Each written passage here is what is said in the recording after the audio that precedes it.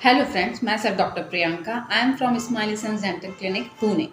तो आज हम बात करने वाले हैं नॉर्मल टीथिंग इन बेबीज़ और उसमें होने वाली एबनॉर्मलिटीज़ के बारे में कि अगर दांत देर से निकलते हैं तो वो किन किन रीज़न की वजह से निकलते हैं, इसके बारे में आज हम बात करेंगे। तो सबसे पहले हम ये जान लेते हैं, जैसे मेरी पहले की वीडियो से आपने देखा कि दांत में कब कब इरप्शन होता है, किस टाइप के जो मिल्क टूथ इरप्ट होते हैं, वो एज का मैंने पहले की वीडियो में बताया था। तो आज की वीडियोस में हम टीथ की प्रोसेस जानेंगे, कब कब इरप्ट होता है और अगर इरप्ट होने में उसको टाइम लग रहा है तो उसका क्या रीज़न हो जाता है। तो सबसे पहले मैं आपसे बता दूं, अगर अभी तक आपने मेरा चैनल लाइक और सब्सक्राइब नहीं किया है तो प्लीज़ लाइक और सब्सक्राइब कीजिए ताकि इस तरह की और भी वीडियोस आप तक पहुंच पाए। तो स्टार्ट करते हैं हम लोग। तो सबसे पहले जो माउथ में हमारे टीथ होते हैं, मिल्क टूथ, जिसे हमें प्राइमरी टूथ या डेसिडुअस टूथ भी कहते हैं मेडिकल लैंग्वेज में। और प्राइमरी टूथ जो होते हैं वो हमारे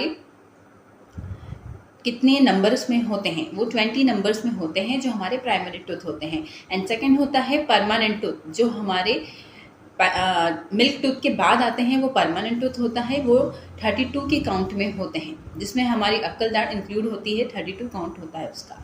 तो आज हम पहले प्राइमरी टूथ की बात करते हैं कि प्राइमरी टूथ जो हमारे इरप्ट होते हैं, वो जो हमारा टूथ बर्ड होता है वो डेवलप होना वो मदर की वॉम्ब से ही स्टार्ट हो जाता है। 4 to 5 month of gestation period में ही वो हमारे वो प्रोसेस स्टार्ट हो जाती है, लेकिन वो माउथ में विजिबल होता है 4 to 6 मंथ की एज में। 4 to 6 मंथ का जब वो बेबी हो जाएगा तब वो माउथ में धीरे धीरे विजिबल होता है।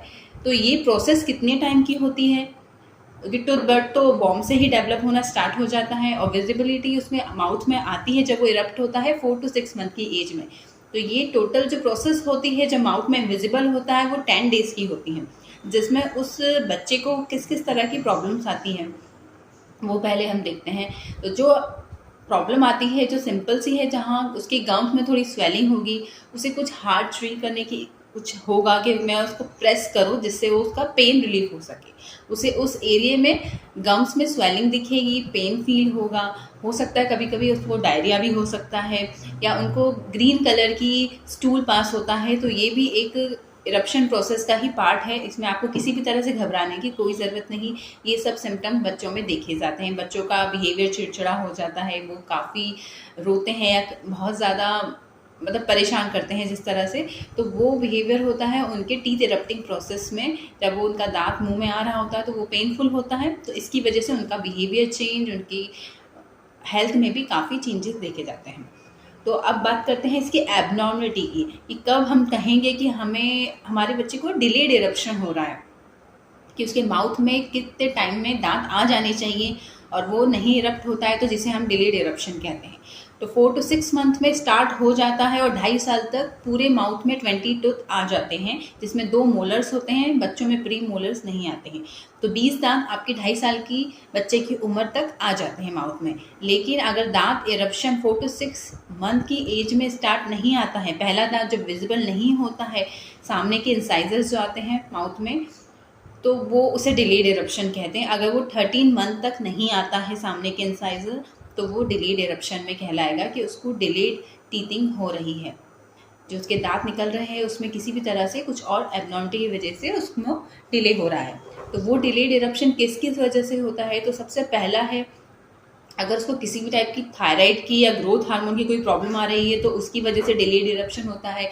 हार्मोनल इम्बैलेंस जो बच्चों में होता है उसकी वजह से भी डिलेड इरप्शन होता है कई बार, या उसके जेनेटिक रीजन या उसके पेरेंट्स में कई डिलेड इरप्शन हुआ है बचपन में दांतों का, तो उसकी वजह से उस बच्चे में भी वही जेनेटिक देखा जाता है कि उसके भी दांत डिलेड इरप्ट होंगे माउथ में। और अगर उसकी बॉडी में विटामिन डी की, कैल्शियम की, न्यूट्रिशन की बहुत ज़्यादा कमी हो गई है, माल न्यूट्रिशन हो गया है किसी भी तरह से किसी चीज़ का, तो उसकी वजह से भी दांत निकलने में डिले होता है। तो ये सब इसकी एबनॉर्मलिटी के कॉज है कि ये कॉजेज़ की वजह से बच्चों में दांत निकलने में दिक्कत होती है। तो उसकी हेल्थ का, उसके न्यूट्रिशन का काफ़ी आपको ध्यान रखना पड़ता है जब बेबी ग्रोइंग होता है, जिसकी वजह से ये डिलेड इरप्शन ना हो। और अगर 13 मंथ तक भी उसके सामने के दांत नहीं आ पा रहे तो आप एक बार अपने डेंटिस्ट को ज़रूर दिखाइए, ताकि वो उसको पूरा चेकअप करके आपको बता पाए कि उसकी टूथ बड हेल्दी है कि नहीं या इरप्ट हो रहा है कि नहीं, क्योंकि अगर थोड़ा भी दांत इरप्ट होगा तो वो माउथ में विजिबल होने लगता है। लेकिन 13 मंथ तक उसको डिलेड हो रहा है तो एक बार चेकअप ज़रूर करा लीजिए, ताकि आपको पता चले कि कितने टाइम तक या किस चीज़ की कमी रही है बॉडी में जिसकी वजह से उसमें डिलेड इरप्शन हो रहा है। तो ये रहा आज का normal baby teething and abnormalities के ऊपर वीडियो। अगर इससे रिलेटेड आपको किसी भी तरह की कोई क्वेश्चन है तो आप मुझे कमेंट बॉक्स में लिख सकते हैं। Thank you so much.